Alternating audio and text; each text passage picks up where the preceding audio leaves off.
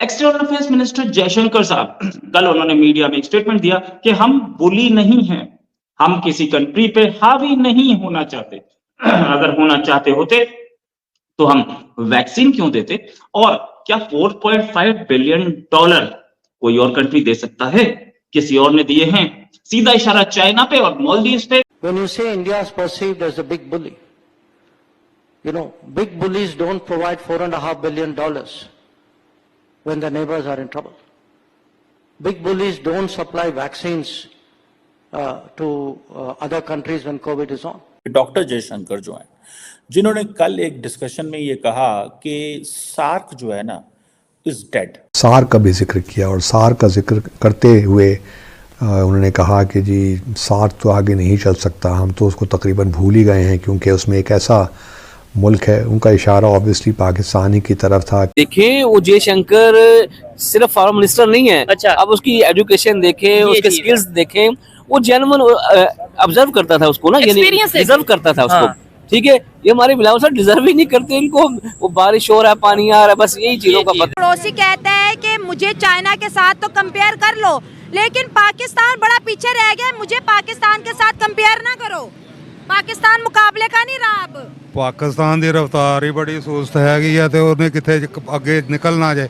महंगाई ने तो इतना पाता जे, गरीब बंदे दे ऊपर लोड, बंदे दी अखां पुठियां ते डेले बाहर है।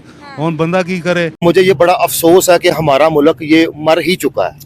उसकी वजह मैं बता देता हूँ, क्योंकि मेरा भी मुल्क है ये, मुझे इससे बड़ा प्यार है, हम सबका मुल्क है, लेकिन इस मुल्क को मार दिया गया।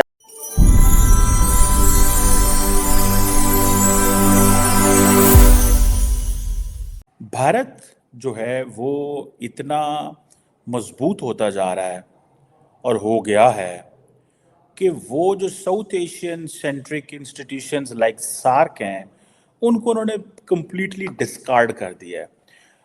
साउथ एशिया के अंदर एक जो इंस्टीट्यूशन था, एक मल्टीलैटरल फोरम था, south Asian association for regional cooperation, जो 1985 में इस्टेब्लिश हुआ, और उस वक्त बांग्लादेश, भूटान, इंडिया, मालदीव्स, नेपाल, पाकिस्तान, श्रीलंका इसके मेंबर थे। आई थिंक बाद में अफगानिस्तान ने भी ज्वाइन किया। क्वेश्चन इज़ कि जो सार्क का मकसद था वो ये था कि इकोनॉमिक ग्रोथ कैसे होनी है, कलेक्टिव सेल्फ रिलायंस खित्ते को क्या चाहिए, लेकिन पाकिस्तान और भारत दोनों ने सार्क को कमज़ोर करने में कहीं ना कहीं रोल प्ले किया है। लेकिन भारत समझता है कि आज सार्क की कोई वैल्यू नहीं है। पाकिस्तान ने सार्क को कैसे कमज़ोर किया कि पाकिस्तान ये समझता है कि मुझे अपने ताल्लुकात या मुझे अपना रिलेशनशिप जो है वो खित्ते के बाहर से चाहिए। सो पाकिस्तान को जब भी अपनी सिक्योरिटी के मतलब चीज़ें चाहिए, सिक्योरिटी चाहिए, तो पाकिस्तान सीधा अमेरिका भागता था और वहाँ से अपनी सिक्योरिटी एश्योरेंसेस लेता है।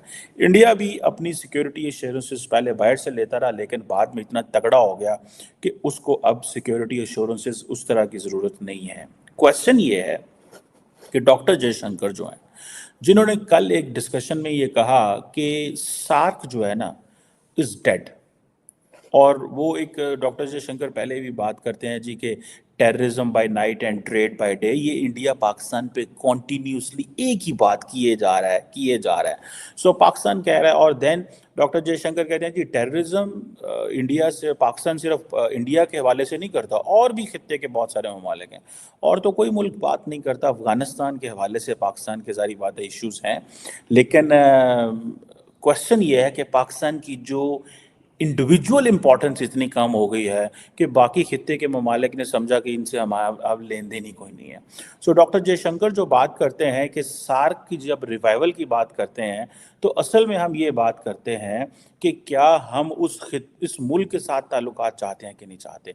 सो इंडिया ने, मैंने आपको बहुत देर पहले से कहना शुरू कर दिया था, इंडिया ने पाकिस्तान को कम्प्लीटली डिस्कार्ड कर दिया। वो समझते हैं कोई ज़रूरत ही नहीं है। The moment we start dialogue with Pakistan, the moment Pakistan will get mainstream. So never let Pakistan get mainstream. Pakistan को मेन स्ट्रीम नहीं होने देना। This is what is the plan of doctor Jaishankar and India, और and so far they have been very successful in that way. अब India जो है, जिसे वो कहते हैं ना कि उसने ये फैसला कर लिया कि हमने पाकिस्तान से बात नहीं करनी। और आज मैं आपको लेटेस्ट डेवलपमेंट बताऊं, पाकिस्तान की नई हुकूमत जो है वो बन गई है और उन्होंने आज पाकिस्तान के जो नए प्राइम मिनिस्टर हैं शहबाज शरीफ साहब, उन्होंने भी भारत का नाम नहीं लिया। मुझे ऐसे लगता है कि शायद अब पाकिस्तान भी भारत का नाम नहीं लेगा या इंडिया से इंगेज नहीं करेगा। उसकी वजह यह है कि पाकिस्तान ने काफ़ी देर पैगामात भेजे हैं लेकिन इंडिया जवाब नहीं दे रहा। इंडिया समझता है जी हमें कुछ ज़रूरत ही नहीं है पाकिस्तान की। सो अगर पाकिस्तान की ज़रूरत नहीं है so let it be, Pakistan अपना काम करे, इंडिया अपना काम करे। This is the plan, this is what both countries are doing. Pakistan ने कहा जी मुझे भी कोई ज़रूरत नहीं है, इस दफ़ा पाकिस्तान ने नाम नहीं लिया, वरना जब भी नया प्राइम मिनिस्टर आता था वो कहता था ठीक है जी बात करें। और and I am very much of the view that at the moment Pakistan को भारत से बात नहीं। उनके फॉरेन मिनिस्टर की मैं स्टेटमेंट सुन रहा था सार्क के हवाले से, जो ये इधर इस एशिया की एक ऑर्गेनाइजेशन है उसके हवाले से सवाल किया गया, रीजन की ऑर्गेनाइजेशन है। उन्होंने ये बोला कि भाई सार्क की हमें ऐसा दूसरी की जरूरत नहीं है, पाकिस्तान की वजह से या नेबर कंट्रीज की वजह से उसकी वर्थ कम हो गई है। अगर क्रॉस बॉर्डर टेररिज्म की बात करें, खासतौर पे दूसरे बहुत से इश्यूज हैं जिसकी वजह से, मतलब हमें इन चीजों के ऊपर देखने की जरूरत है कि नहीं? भाईजान बहुत ज्यादा जरूरत है। मैं आपको मिसाल देता हूँ, ये आप बांग्लादेश ही देख लें। जी बिल्कुल, वो 100 बिलियन पे एक्सपोर्ट्स पे चला गया सिर्फ गारमेंट इंडस्ट्री पे। ठीक है। और हमारी यही इंडस्ट्री आप देखें, सुई गैस के रेट्स, गवर्नमेंट की कोई तवज्जो नहीं है। एक घरेलू कमर्शियल बिल्स इतने ज्यादा आ रहे हैं कि हमारी फैसलाबाद की मिल्स बंद हो रही हैं। और वो कहाँ जा रही हैं? कहाँ जा रही हैं आप ठीक है बताएं। ना? वो इतनी, वो बांग्लादेश जा रही है। बांग्लादेश, सब बांग्लादेश जा रहे हैं ना। तो यही वजह है। अब हमारा जितना भी ये अल्लाह करे फॉरेन ट्रेड में हमारे कोई मामला बेहतरी आ जाए, अल्लाह करे गवर्नमेंट की तवज्जो हो जाए, हमारा मुल्क बहुत आगे जा सकता है। लेकिन सर वो कैसे जाएगा? पाकिस्तान से ये ब्लैक माफिया खत्म नहीं ना होगा, ये काम नहीं होगा। असल रीजन ही ये है, अभी हमारा सॉफ्ट इमेज नहीं है दुनिया में, दुनिया हमें पता नहीं किस नजर से देख रही है। आप कोई भी काम करते हैं, कोई भी काम लेते हैं तो उसके पीछे देखेंगे कोई ना कोई मिनिस्टर है, कोई ना कोई MNA करप्शन है, वो आपका सही काम भी वो काम नहीं होने दे रहे। ठीक है। जिस वजह से वो इंडस्ट्री बंद हो रही है।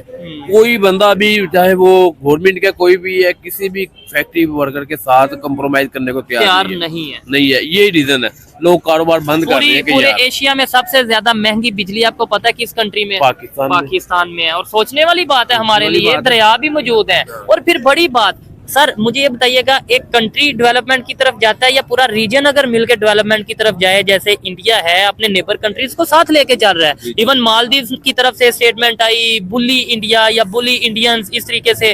फिर भी उन्होंने आगे से ये रिस्पांस दिया कि हम $4.5 बिलियन की जो उनसे अगर इन्वेस्टमेंट कर सकते हैं, प्रोवाइड कर सकते हैं, तो हम बुली इंडियंस नहीं है। यानी कि ये नहीं है कि हम, हमारा कंट्री बड़ा है तो हम रोब जमा लेंगे या किसी को अपनी मर्जी से वो कर लेंगे। जी देखिए, अभी लास्ट टाइम ये ना 3 दिन पहले मेरे एक दोस्त यानी क्या नाम तुर्की से ना, टर्की से, वो मुझे बता रहा था साहब इतनी पोल्यूशन, वो 13 साल बाद इधर आया।